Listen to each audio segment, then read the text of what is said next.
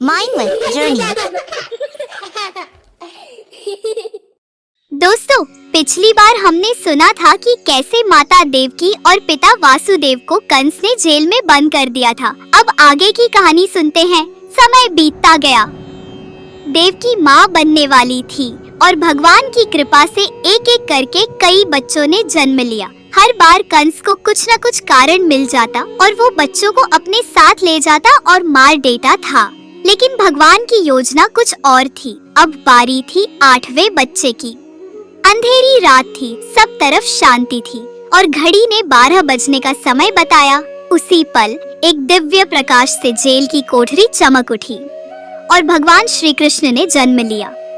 देवकी और वासुदेव की आंखों में आंसू थे, लेकिन ये आंसू दुख के नहीं, खुशी के थे। उस रात भगवान श्री कृष्ण इस धरती पर आए, धर्म की रक्षा करने और सबको प्रेम, करुणा और सच्चाई का मार्ग दिखाने।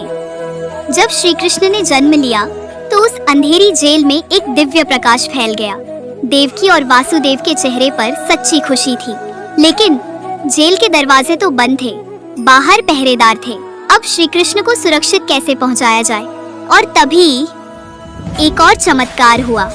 जेल की सभी जंजीरें अपने आप खुल गई, दरवाजे अपने आप खुल गए, पहरेदार गहरी नींद में सो गए। वासुदेव जी ने देखा, ये तो भगवान की लीला है। उन्होंने श्री कृष्ण को एक छोटी सी टोकरी में रखा, उन पर एक मुलायम कपड़ा ओढ़ाया और बहुत धीरे धीरे कदम कदम बढ़ाते हुए जेल से बाहर निकले। रास्ता बहुत लंबा था और रास्ते में आई नदी यमुना। रात का समय, पानी ठंडा और नदी बहुत गहरी, लेकिन वासुदेव जी ने हिम्मत नहीं हारी। उन्होंने टोकरी को अपने सिर पर रखा और बिना डरे धीरे धीरे यमुना जी में उतर गए। जैसे ही वासुदेव जी नदी के बीच पहुँचे, नदी की लहरें ऊपर उठी, मानो श्री कृष्ण के दर्शन करने आई हो। लेकिन तभी चमत्कार हुआ, नदी शांत हो गई। पानी वासुदेव जी की कमर तक ही रहा। ऊपर बारिश हो रही थी, लेकिन एक नाग, शेषनाग, अपने फन से श्री कृष्ण को बारिश से बचा रहा था। बच्चों, सोचो कैसे सब कुछ भगवान ने पहले से ही तय कर रखा था। आखिरकार वासुदेव जी गोकुल पहुँचे। वहाँ नंद बाबा और यशोदा माँ के घर में भी उस रात एक प्यारी बच्ची का जन्म हुआ था। वासुदेव जी ने बहुत धीरे से कृष्ण को टोकरी से निकाला और उस बच्ची को टोकरी में रख दिया। फिर चुपचाप उसी रास्ते से वापस लौटे, जेल में आए और सब कुछ वैसा ही कर दिया जैसे पहले था।